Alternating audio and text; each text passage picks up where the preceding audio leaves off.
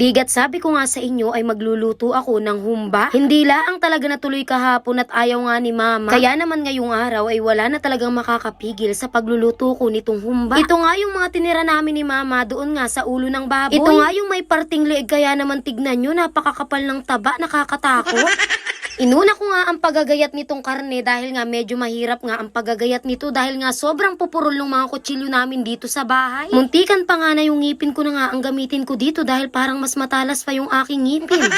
Pagkahugas ko nitong mga karne ay dito ko na nga diniretso sa isang lalagyan. Dahil bago ko nga ito lutuin ay imamarinate ko muna ito dito sa toyo, sa paminta at maglalagay din ako ng star anise. Apakamahal naman talaga ng star anise na yan dahil ilang piraso ay nagkakahalaga nga ng 20 pesos. Nung okay na yung mga sangkap ay hinalo ko na nga lang ito ng mabuti nang magsalo-salo, magsama-sama yung mga pampalasa na inilagay natin. Nung mahalo na ng maayos ay inilagay ko nga muna ito dito sa isang tabi para naman igayak yung ating mga rekado na gagamitin. Nalimutan ko nga maglagay ng asukal dito pero okay lang naman at mamaya ko na nga lang lalagyan kapag nagluluto na. Huwag nyo na lang talagang hanapin yung pineapple dahil wala ngang mabibilhan dito sa amin. Sa pagigisa ay gagamit lamang ako ng 2 piraso ng sibuyas at kalahati nitong hawak kong bawang. Aantayin lamang natin itong maluto at mangabong at pag nangabong na ilalagay na natin itong mga minarinate nating mga karne. Hindi pa man nagsisimula ang aking pagluluto ay sobrang bango na talaga nitong star anise at iba talaga ang aroma na nagagawa niya. Hinalo ko lamang muna ito ng bahagya at pagkatapos ay naglagay nga ako nitong gutay-gutay na mga dahon ng laurel. Hiningi ko nga lang yun kay ate at yun na nga lang ang natitira niya. Dalhin ko na nga raw lahat yung mga dahon dahil kakaunti na nga raw yun. Pagkalipas nga ng ilang minuto ay ganito na nga ang kanyang itsura kaya naman naglagay na ako ng kaunting suka. Pinalipas ko lamang ang ilang segundo at naglagay na rin ako ng asukal.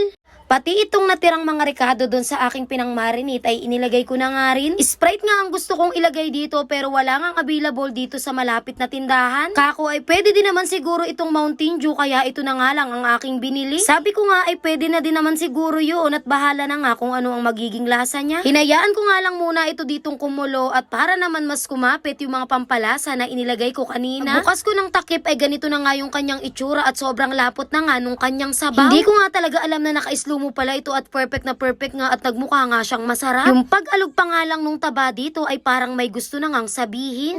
Sa mga oras na ito ay lumabas na nga rin yung kanyang sariling mantika pero hindi pa nga ako satisfied. Kaya naman nagdagdag pa nga ako dito ng isang baso ng tubig dahil kako ay baka nga matigas pa. Habang hinihintay ko na kumati nga itong aking niluluto ay kumuha nga muna ako ng pamaypay doon sa loob dahil nga sobrang init talaga ng panahon. Umupo na nga rin muna ako dito sa malapit nga sa aking pinaglulutuan at nag-cellphone nga muna ng sandali. Pero mayat maya ay tinitignan ko nga itong aking niluluto dahil baka naman masunog. Sa tingin ko nga ay ayos na ito kaya naman kinuha ko na nga yung black beans at inilagay na nga dito. Nakisuyo din pala ako kay ate na kako ay ibili niya nga ako nitong bulaklak ng puso. Nagulat nga din ako sa presyo niyan dahil yung kakarampot na bulaklak ng puso na yan ay nagkakalaga nga ng 20 pesos. Sa mga oras na ito ay napatanong na lang talaga ako kay mama kung paano nga mag-preserve ng bulaklak ng puso. Sa isip ko nga ay magbenta na lang kaya ako ng bulaklak ng puso at isip mo ay napakaganda nga ng kitahan at kako ay baka dito nga ako yumaman.